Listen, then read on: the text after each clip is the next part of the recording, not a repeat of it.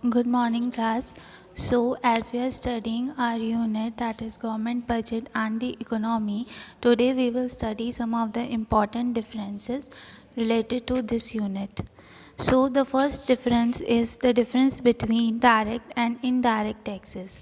Direct taxes, as I told you, are the taxes that are imposed on the person and can be paid by the person on whom it is imposed. And the indirect taxes, the burden of tax can be transferred to some other person and is paid by some other person and not directly by the person on whom it is imposed. मतलब जो direct tax है वो वही person पे करता है जो जिस पे वो लगाया जाता है लीगली, एंड जो इनडायरेक्ट टैक्स है वो पर्सन कोई और पर्सन भी पे कर सकता है on behalf of the person जिसके ऊपर वो इम्पोज किया गया है. मतलब जो बर्डन है टैक्स का वो ट्रांसफ़र कर दिया जाता है on some other person and it is not paid by the person जिस पे वो इम्पोज किया जाता है. जैसे डायरेक्ट टैक्स का एग्जांपल हमारा है income tax and indirect tax का एग्जाम्पल है GST. So first we will start with the first difference, that is imposed on. Direct tax is imposed on income and profits. Direct tax जो भी person की income होती है और जो भी कंपनी कोई प्रॉफिट अर्न कर रही है उस पे इम्पोज किया जाता है. जैसे जो इनकम टैक्स है वो पर्सन की इनकम पे इम्पोज करते हैं और जो कॉर्पोरेट प्रॉफिट टैक्स है वो कंपनी के प्रॉफिट्स पे इम्पोज किया जाता है. Next is that indirect taxes are imposed on all goods and services. जो इनडायरेक्ट टैक्सेस होते हैं वो सारे गुड्स और सर्विसेज पे लगाए जाते हैं जो भी इकोनॉमी में प्रोड्यूस हो रहे हैं. जैसे जो जीएसटी है वो गुड्स और सर्विसेज पे इम्पोज किया जाता है. Second difference is paid by. Direct tax is to be paid by individuals and business entity. जो डायरेक्ट टैक्स है वो एक कोई इंडिविजुअल पे करता है जो इनकम अर्न कर रहा है या फिर एक बिजनेस एंटिटी पे करती है जो प्रॉफिट अर्न कर रही है. Indirect tax is paid by the end customers. जो इनडायरेक्ट टैक्स है वो जो भी एंड कस्टमर्स हैं जो गुड्स और सर्विसेज को परचेज कर रहे हैं वो पे करते हैं. जैसे जो जीएसटी का फाइनल पेमेंट होता है वो कस्टमर्स करते हैं. Next is amount of tax. Direct tax amount depend on income and profit generated, and in indirect tax the tax is same for the whole society. जो amount of tax direct tax में पे किया जाता है वो depend करता है कि पर्सन की इनकम कितनी है या वो कितना प्रॉफिट अर्न कर रहा है. जैसे जैसे उसकी इनकम या प्रॉफिट बढ़ता जाता है रेट ऑफ टैक्स भी इंक्रीज़ होता जाता है. इनडायरेक्ट टैक्स में क्या होता है कि ये सारे लोगों के लिए होल सोसाइटी के लिए सेम होता है, same amount of tax impose किया जाता है. Next is transferability. Direct tax non transferable है और इनडायरेक्ट टैक्स ट्रांसफरेबल है. मतलब हमने पढ़ा है कि डायरेक्ट टैक्स वही पर्सन पे कर सकता है जिसके ऊपर वो लीगली इम्पोज किया जाता है और इनडायरेक्ट टैक्स का बर्डन हम शिफ्ट कर सकते हैं on some other person. Next is tax evasion. Indirect tax evasion can be done by wrongly disclosing their incomes, and in indirect tax evasion is not possible. Evasion का मतलब है avoid करना. तो क्या हम टैक्स को अवॉइड कर सकते हैं पे करने से? तो जो डायरेक्ट टैक्स है उसको हम अवॉइड कर सकते हैं अगर हम अपने प्रॉफिट्स या इनकम को रॉन्गली डिस्क्लोज करते हैं, और लेकिन जो इनडायरेक्ट टैक्स है उसको का इवेजन पॉसिबल नहीं होता है, वो जो पर्सन है उसको पे करना ही होता है. Next is nature of tax. Direct tax progressive होता है नेचर में और indirect tax is regressive in nature. Progressive I told you कि जैसे जैसे इनकम या अमाउंट बढ़ता जाता है on which the tax is to be imposed, तो जो रेट ऑफ टैक्स है वो भी इंक्रीज़ होता जाता है. और रिग्रेसिव का मतलब है कि as the amount of tax as the amount increases on which the tax is to be imposed, the rate of tax goes on decreasing. मतलब जैसे जैसे अमाउंट बढ़ता जाएगा तो टैक्स का रेट भी बढ़ता जाएगा, तो प्रोग्रेसिव होगा. और अगर अमाउंट जिस पे टैक्स लगना है वो बढ़ता जाएगा और टैक्स का रेट अमाउंट बढ़ने के साथ में रिड्यूस होता जाएगा, वो हमारा रिग्रेसिव टैक्स होता है। तो जो डायरेक्ट टैक्स है वो प्रोग्रेसिव होता है, जैसे इन पर्सन की इनकम बढ़ती है या उसका प्रॉफिट जो अर्न कर रहा है बढ़ता है तो उसके साथ में जो रेट ऑफ टैक्स है वो भी बढ़ता जाता है। और इनडायरेक्ट टैक्स में क्या होता है, it is regressive in nature, मतलब ये सबके लिए सेम है। तो अगर जो ज़्यादा गुड्स एंड सर्विसेज को परचेज़ कर रहे हैं उनको भी जो है वो सेम अमाउंट ऑफ टैक्स पे करना पड़ेगा, और जो कम परचेज कर रहे हैं उनको भी सेम अमाउंट ऑफ टैक्स पे करना पड़ेगा। तो जो बर्डन है वो लेस अमाउंट जो लोग इन्वेस्ट कर रहे हैं उनके ऊपर ज़्यादा है then who are investing more. Then next is collection of tax. जो डायरेक्ट टैक्स का कलेक्शन होता है वो बहुत ज़्यादा कॉम्प्लेक्स होता है, हमें इसमें रिटर्न्स फाइल करनी पड़ती हैं और बहुत सारे प्रोसीजर्स को फॉलो करना पड़ता है। और जो इनडायरेक्ट टैक्स का कलेक्शन है वो इजी होता है, वो गुड्स और सर्विसेज पे इम्पोज कर दिया जाता है and it is collected by the end customer. Now the next difference is the difference between revenue and capital receipts. Revenue receipts और कैपिटल रिसीप्ट्स हमने पढ़ी थी। सी रिसीप्ट्स गवर्नमेंट को कहाँ कहाँ से हो सकती हैं, रिसीप्ट कैसे हो सकती हैं। रिसीप्ट करने के लिए या तो वो कोई कहीं से हमें पैसे चाहिए हैं तो या तो हम कहीं से उधार लेंगे तो वो हमारे लिए लायबिलिटी क्रिएट हो जाएगी, या फिर हम जो हैं वो अपना कोई एसेट सेल करके फिर उससे पैसे मतलब अर्न करेंगे। तो वो रिसीप्ट जो उससे क्या होगा, उस रिसीप्ट से हमारे एसेट रिड्यूस हो जाएंगे। तो यहाँ पर जो है वो रिसीप्ट के केस में या तो कोई लायबिलिटी क्रिएट हो जाती है या फिर जो है वो एसेट रिड्यूस हो जाता है। लेकिन जो रेवेन्यू रिसीप्ट्स हैं इसमें ना तो कोई लायबिलिटी क्रिएट होती है ना ही कोई एसेट रिड्यूस होता है of the government. And capital receipts में क्या होता है, या it either creates a liability for the government or reduces the asset of the government. Next point is nature. जो रेवेन्यू रिसीप्ट्स हैं these are regular and recurring in nature. जो revenue receipts हैं वो रेगुलरली और recurring होती हैं nature में। जैसे जो हमें रेवेन्यू रिसीप्ट्स हमने पढ़ा था, हमें जो गवर्नमेंट है उसको टैक्स या नॉन टैक्स सोर्सेज से अर्न होती हैं। तो जो टैक्सेस है वो पर्सन हर ईयर पे करता है। तो इस तरीके से जो रेवेन्यू रिसीप्ट्स हैं वो रिकरिंग होगी नेचर में, और capital receipts irregular and non recurring in nature होती हैं। मतलब अगर गवर्नमेंट ने अपने शेयर सेल कर दिए कंपनी के या उसने कहीं से बोरो किया तो वो हर ईयर या बार बार बोरो नहीं करेगी। It will be a situation जिसमें उसको फाइनेंशियल क्राइसिस होंगी और वो उस टाइम पे वो बोरो करेगी। तो ये इस तरीके से नॉन रिकरिंग होती है नेचर में। Next is future obligation. There is no future obligation to return the amount. Revenue receipts का जो अमाउंट है वो हमें टैक्स या नॉन टैक्स सोर्सेज से मिलता है और हमारे ऊपर कोई ऑब्लिगेशन नहीं है, रिस्पॉन्सिबिलिटी नहीं है कि हमें वो अमाउंट वापस करना है। लेकिन जो कैपिटल रिसीप्ट्स हैं, in case of certain capital receipts there is future obligation to return the amount along with interest। मतलब कुछ कैपिटल रिसीप्ट्स में ऐसा होता है कि हमें जो अमाउंट है उसे फ्यूचर में रीपे करना पड़ता है इंटरेस्ट के साथ। जैसे अगर हम गवर्नमेंट जो है वो बोरो कर रही है तो उसे इंटरेस्ट के साथ उसका पेमेंट करना पड़ेगा। लेकिन यहाँ पर क्या लिखा है, इन case of certain capital receipt. लेकिन अगर वो डाइवेस्टमेंट के थ्रू कोई रिसीप्ट कर रही है तो उसके ऊपर फ्यूचर ऑब्लिगेशन उस केस में नहीं होगी कि उसको पैसे वापस करने हैं। Now coming to the examples. The examples of revenue receipts are tax revenue like income tax, sales tax, non-tax revenue like interest fees, etc.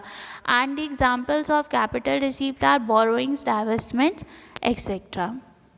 Now the third difference is the difference between revenue and capital expenditure.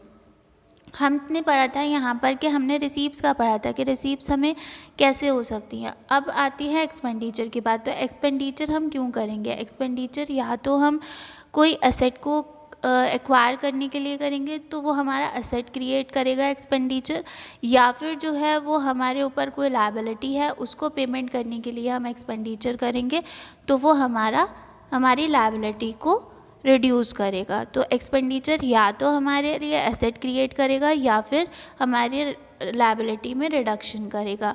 लेकिन जो revenue expenditure होते हैं वो they neither create any assets nor causes any reduction of liability, इनका asset और liability पे कोई impact नहीं पड़ता है. And in case of capital expenditure they either creates assets for the government और causes reduction in liabilities of the government. The second point is nature. It is recurring type, it is incurred regularly, and capital expenditure is non-recurring type of expenditure. मतलब जो revenue expenditure है, जैसे अगर जो wages पे कर रही है गवर्नमेंट अपने स्टाफ को, या वो कोई उसकी बोरिंग्स हैं उस पर इंटरेस्ट का पेमेंट कर रही है, तो ये बार बार उसको पेमेंट करना होगा. तो ये कैसा होगा, ये रिकरिंग होगा नेचर में रेवेन्यू एक्सपेंडिचर. और कैपिटल एक्सपेंडिचर नॉन रिकरिंग है नेचर में, क्योंकि अगर वो कोई एक्सपेंडिचर कर रही है on the construction of building, dam, steel plants, तो वो सिर्फ एक ही बार उस चीज़ पे एक्सपेंडिचर करेगी, वो बार बार हर ईयर उस पर एक्सपेंडिचर नहीं करेगी. So in this way it is non recurring in nature. Examples of revenue expenditure are expenditure incurred on civil administration, defense forces, public health and education. And example of capital expenditure are expenditure incurred on construction of building, dams, steel plants, etc. The last difference is the category. This is generally categorized on non-development expenditure, and capital expenditure is generally categorized as development expenditure. देखो, जो revenue expenditure है वो day to day running के लिए किया जा रहा है, इसका डायरेक्टली कोई डेवलपमेंट से इकोनॉमी के रिलेशन नहीं होता है. लेकिन कैपिटल एक्सपेंडिचर में क्या है, जैसे अगर डैम्स, बिल्डिंग्स का कंस्ट्रक्शन हो रहा है तो वो डेवलपमेंट ऑफ इकोनॉमी में हेल्प करते हैं, तो इसलिए ये जो है वो इनको कैटेगराइज कर दिया जाता है as development expenditure. Now the fourth difference is the difference between revenue and capital budget. Revenue and capital budget are the two main components of the government budget, and revenue budget includes revenue receipts and revenue expenditure of the government, and capital budget includes capital receipts and capital expenditure of the government. Now the second point is revenue budget does not impact asset liability status of the government. हमने पढ़ा है कि जो भी revenue receipts और revenue expenditure होते हैं उनका कोई भी इफेक्ट असेट या लायबिलिटी स्टेटस पे नहीं पड़ता है of the government. And capital budget impacts asset liability status of the government. और हमने ये भी पढ़ा था कि जितने भी कैपिटल रिसीप्ट्स और कैपिटल एक्सपेंडिचर होते हैं उनका इम्पैक्ट पड़ता है on the asset liability status of the government. Third point is revenue budget focuses on welfare of the people by way of direct benefit transfers. It does not directly contribute to GDP growth. Capital budget focuses on GDP growth by way of public investment. यहाँ पर जो revenue budget है उसमें जितनी भी मतलब expenses होती हैं वो मेनली किस लिए की जाती हैं, वेलफेयर ऑफ पीपल के लिए, डायरेक्ट बेनिफिट ट्रांसफ़र के थ्रू, मतलब डायरेक्टली उनके अकाउंट्स में सब्सिडीज़ को ट्रांसफ़र कर दिया जाता है. लेकिन इससे डायरेक्टली जो जीडीपी की ग्रोथ है उसमें कंट्रीब्यूशन नहीं होता है. एंड कैपिटल बजट जो है वो फोकस करता है on GDP growth by way of public investment. मतलब वो जितनी भी गवर्नमेंट ओन्ड एंटरप्राइजेज़ हैं वो उन पे इन्वेस्टमेंट करता है गवर्नमेंट अपने कैपिटल बजट में, या फिर जो है वो कहीं कंस्ट्रक्शन करता है. तो ये सारी चीज़ें जो हैं वो डायरेक्टली जीडीपी की ग्रोथ में और इकोनॉमी की ग्रोथ में कंट्रीब्यूट करती हैं. The last point is high revenue receipts in the revenue budget leads to low capital receipts, borrowings and divestment in the capital budget. It is sign of growing economy. See, अगर government को receipts हो रही हैं, revenue receipts हो रही हैं और जो रेवेन्यू रिसीप्ट्स हैं उसकी वो हाई है. अब गवर्नमेंट की फाइनेंशियल रिक्वायरमेंट्स तो रेवेन्यू रिसीप्ट से पूरी हो जा रही हैं, तो अगर उसको हाई रेवेन्यू रिसीप्ट्स होंगी उसे टैक्सेस ज़्यादा मिलेंगे और नॉन टैक्स सोर्सेज से भी इनकम ज़्यादा होगी. तो जो कैपिटल रिसीप्ट्स हैं वो उसे कम लेना पड़ेंगी, जैसे उसे बोरो कम करना पड़ेगा और डाइवेस्टमेंट जैसी एक्टिविटीज़ उसको नहीं करनी पड़ेंगी. तो इससे क्या होगा कि ये इकोनॉमी की ग्रोथ में हेल्प करेगी। गवर्नमेंट के ऊपर कोई भी बोरोइंग नहीं होगी, बोरोइंग का कंपल्जन नहीं होगा, फ्यूचर पेमेंट्स का कंपल्जन नहीं होगा। तो इससे क्या होगा, it will be a sign of growing economy. And in capital budget, high capital receipts are often related to compulsions of borrowings. It is sign of backward economy. जो अगर government को कैपिटल रिसीप्स ज़्यादा हो रही हैं, कि जो capital receipts हैं वो ज़्यादा हैं क्योंकि उसे रेवेन्यू रिसीप्स उतनी नहीं मिल रही है, उसे टैक्सेस और नॉन टैक्स सोर्सेज से इतनी इनकम नहीं हो रही है, तो उसके ऊपर कंपल्जन्स ऑफ बोरोइंग्स इंक्रीज हो जाएंगे and it will become a sign of the backward economy. Now coming to the last difference, that is difference between development and non-development expenditure. The first is the meaning. Development expenditure is the expenditure on activities which are directly related to economic and social development of the country. जितना भी expenditure government economy की और society के development के लिए करती है directly, वो हमारा डेवलपमेंट एक्सपेंडिचर कहलाता है। और जितना भी एक्सपेंडिचर गवर्नमेंट अपनी जनरल सर्विसेज को प्रोवाइड करने के लिए, वेलफेयर ऑफ इकोनॉमी के लिए, डे टू डे वर्किंग के लिए करती है, वो नॉन डेवलपमेंट एक्सपेंडिचर में आता है। Next is inclusion. Development expenditure में क्या क्या चीज़ें इंक्लूड होती हैं?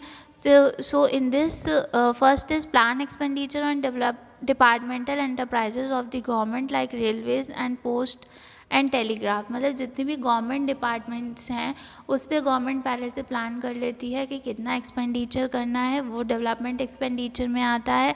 या फिर सेकेंड इज़ कि अगर उसकी कोई नॉन डिपार्टमेंट है, गवर्नमेंट के एंटरप्राइज की कोई डिपार्टमेंट नहीं है, लेकिन वो उसकी ग्रोथ के लिए एक्सपेंडिचर प्लान करती है, वो भी जो है वो डेवलपमेंट एक्सपेंडिचर में आता है। या थर्ड इज़ कि गवर्नमेंट कोई भी लोन प्रोवाइड करती है नॉन डिपार्टमेंटल एंटरप्राइजेस को उनके डेवलपमेंट के लिए, then they will also come in the development expenditure. And talking about non development expenditure, the following things are include like expenditure on defence, expenditure on interest payment by the government, subsidies on food and controlled cloth for the benefit of poorer section of the society. मैं जैसे I told you that जो non development expenditure है वो welfare के लिए होता है society के, और उसकी जनरल सर्विसेज को प्रोवाइड करने के लिए होता है। तो अगर गवर्नमेंट कोई भी इंटरेस्ट का पेमेंट कर रही है या फिर डिफेंस पे एक्सपेंडिचर कर रही है, या फिर वो पुअर सेक्शंस के बेनिफिट के लिए उनको free food and clothing provide कर रही है, these all will come in the non development expenditure. Now the last is contribution. जो डेवलपमेंट एक्सपेंडिचर है वो डायरेक्टली डेवलपमेंट ऑफ इकोनॉमी में कंट्रीब्यूट करता है, and non development expenditure directly contribute नहीं करता है डेवलपमेंट ऑफ इकोनॉमी में, क्योंकि वो कंट्रीब्यूट तो करता है लेकिन इनडायरेक्टली कंट्रीब्यूट करता है। अगर कोई कहीं पे किसी पर्टिकुलर डिपार्टमेंट की ग्रोथ होती है गवर्नमेंट की, जैसे रेलवे सेक्टर में ग्रोथ होती है, तो उससे सीधी सीधी इकोनॉमी की ग्रोथ होगी, जीडीपी की ग्रोथ होगी। इस तरीके से वो डायरेक्टली इकोनॉमी की ग्रोथ में डेवलपमेंट एक्सपेंडिचर कंट्रीब्यूट करेगा। लेकिन अगर government free food, free clothing provide करती है पुअर पीपल को, तो वहाँ पर जो इकोनॉमी का डेवलपमेंट है वो इनडायरेक्टली होगा, पुअरर सेक्शंस को सपोर्ट मिलेगी, लेकिन इससे कोई जीडीपी की ग्रोथ नहीं हो रही है, तो डायरेक्टली कंट्रीब्यूट नहीं कर रही है, बट इनडायरेक्ट वे में वो कंट्रीब्यूट करती है for the development of the economy. So today we will study till here, and the rest we will cover in our next lecture. Thank you.